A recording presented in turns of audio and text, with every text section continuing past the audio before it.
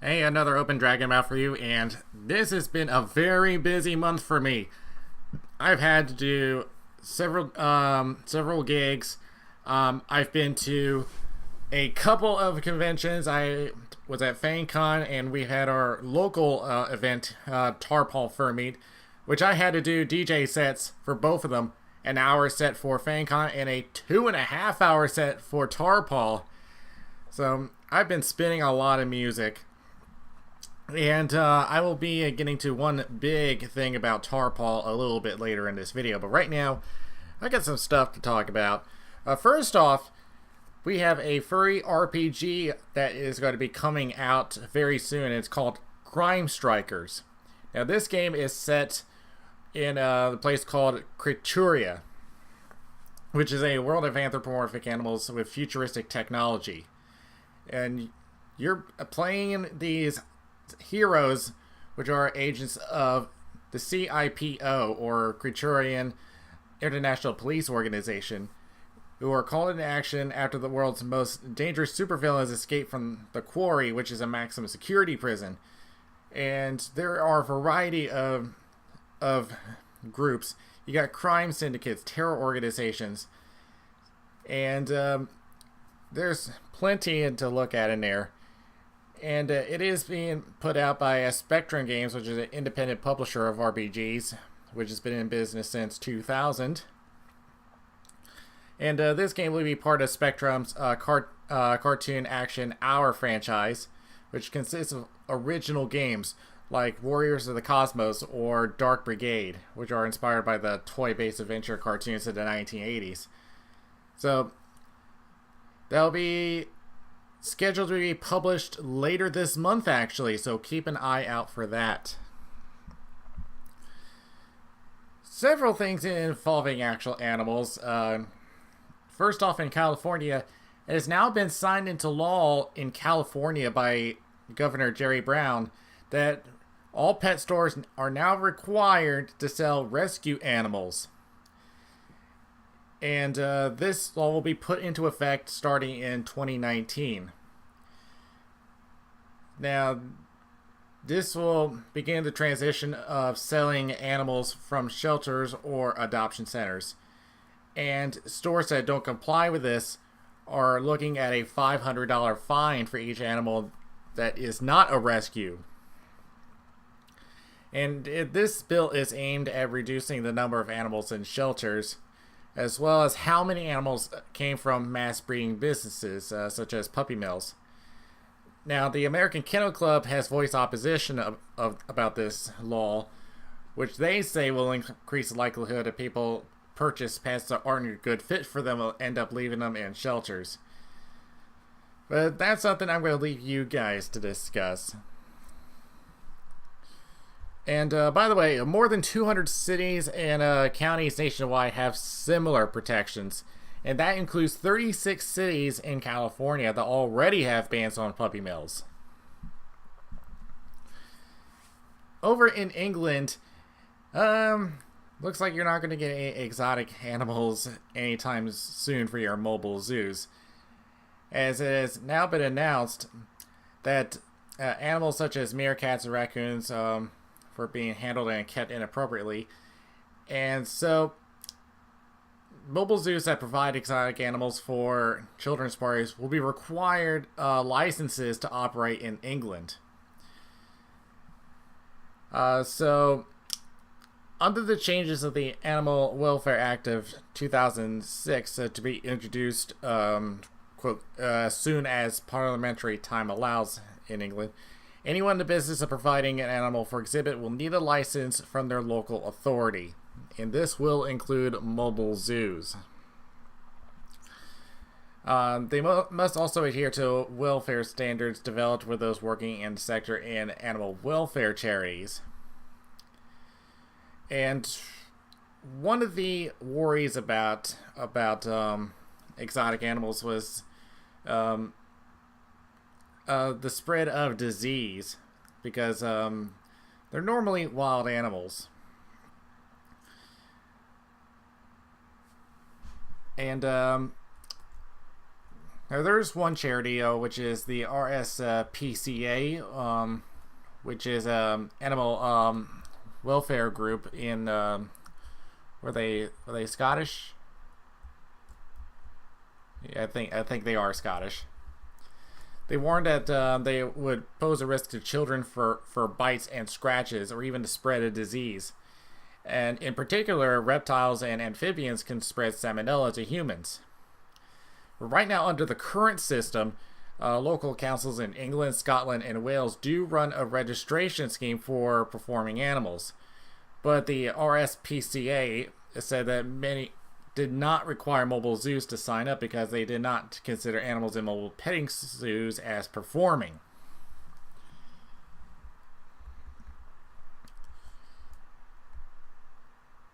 So, alright, let's move on to some movies. First, we have a trailer for the sequel to Paddington. And I took a look at it, and I got a feeling that this will be just as good as the first one. And the basic premise is that there are crimes going around the city, and Paddington is being blamed for these crimes, and you actually see him in jail. So now he has to find out who's doing it and catch the guy. And you'll get a good laugh out of the trailers if you look them up on YouTube. The original Paddington was very well received, and it was in the 90s on Rotten Tomatoes, if I'm correct. Now, we did have another movie out, which was My Little Pony. And, of course, audiences, it's well received at 83. But for critics, it's more eh. So let me bring this up, and here's what the consensus on critics is, if I can find it. They normally have a consensus, which is an overall review of what it is. Like, here are some of the bad reviews from the LA Times, from critic Kitty Walsh, saying the film is done in a classic 2D animation style, embraces the flat, colorful Saturday morning cartoon look and feel. I don't know if I would call that a negative review, but that's pretty much a short synopsis of the full review. But here's another one from RogerEbert.com. Christy Lemire says, imagine eating a giant bag of Skittles, then throwing it all up in a fit of sugar-induced nausea, and you'll have some idea of what it feels like sitting through My Little Pony. Yeah. And, wow, here's one brutal review from Hollywood Reporter, Michael Rechtschaffen, who says, attention, the Emoji Movie. Your status as worst animated feature of the year might well be in jeopardy when My Little Pony, the movie, trots into theaters this weekend. Ouch. Now, keep in mind that as far as critics, the reviews are pretty mixed. So these are just some of the bad reviews that I've read. There are some good ones out here. Like from Detroit News, Adam Graham says, My Little Pony, the movie, won't disrupt the best animated feature category at next year's Oscars, despite any potential brony protests. But for a message of friendship, you can do a lot worse. Let's see. Yeah, for the positive reviews on Rotten Tomatoes, most of them are lukewarm ratings, like what I just read from Detroit News. He gave it a B-. And this next one, wow, they got one from Singapore? Okay. This is from the Straits Times. Andy Chen says, Tony Award winner Kristen Chenoweth's Sky Star is a bundle of energy wrapped in a firecracker packaged in a dynamite, which out of a 5-point scale, he gave it 3. Now, I personally did not see this movie, mainly because I was busy, and also that MLP is not really my thing. But I think it's more of, if you're big into this, maybe you'll enjoy this. Maybe it's not for me, but it might be for you. So if you like My Little Pony, go ahead and see it. As for other happenings around the fandom, we've got some pretty unfortunate news going around. First off, something crime related. Out of Aliquippa, Pennsylvania, from last month, it was announced that one particular furry, real name Carl Rickwood, a furry named R.C Fox, was charged with 20 counts of dissemination of child pornography. He has been a prolific member of the fandom, and he has had a fursuit since 2014 and has also volunteered at multiple conventions.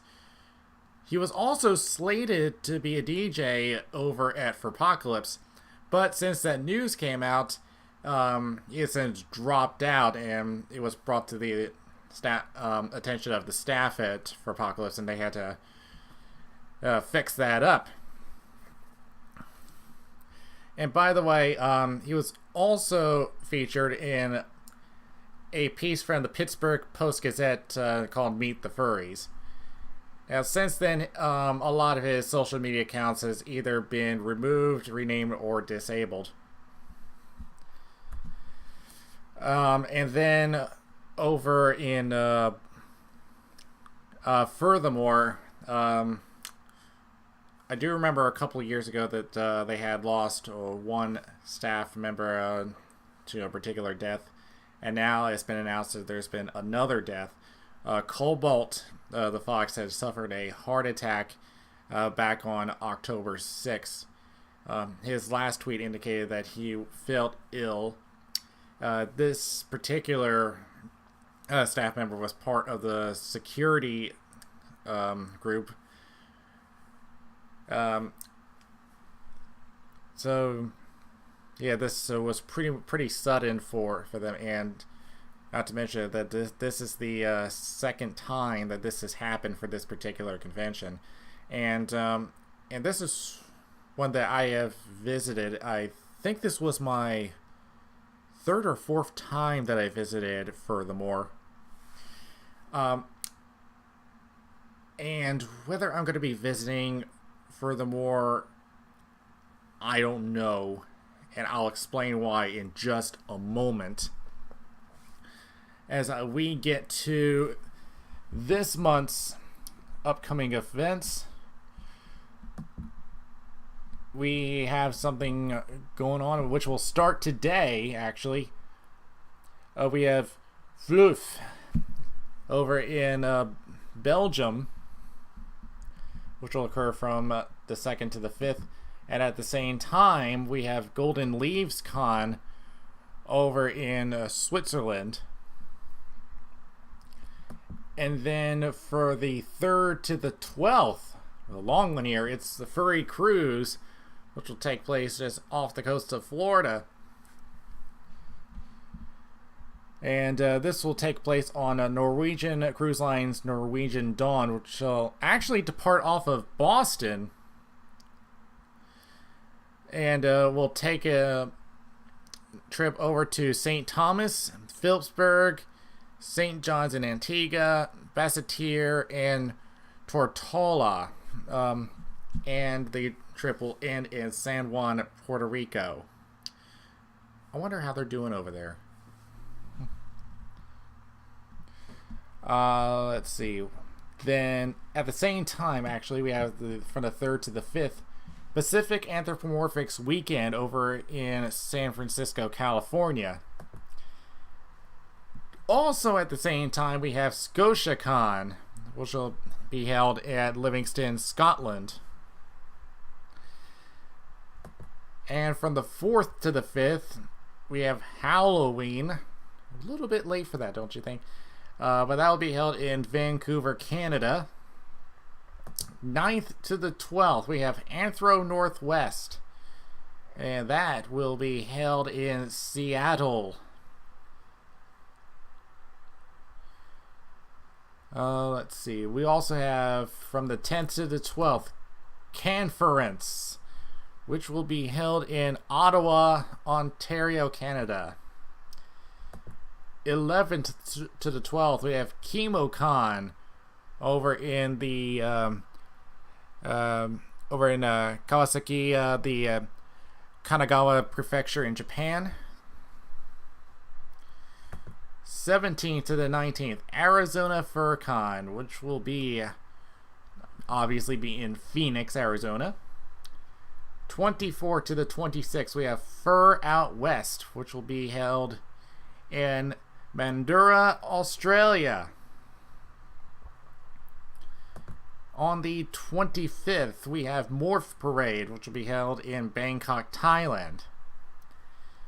And last one of the month, and one I will be at, Midwest Fur Fest, which will be from the 30th of November to December 3rd.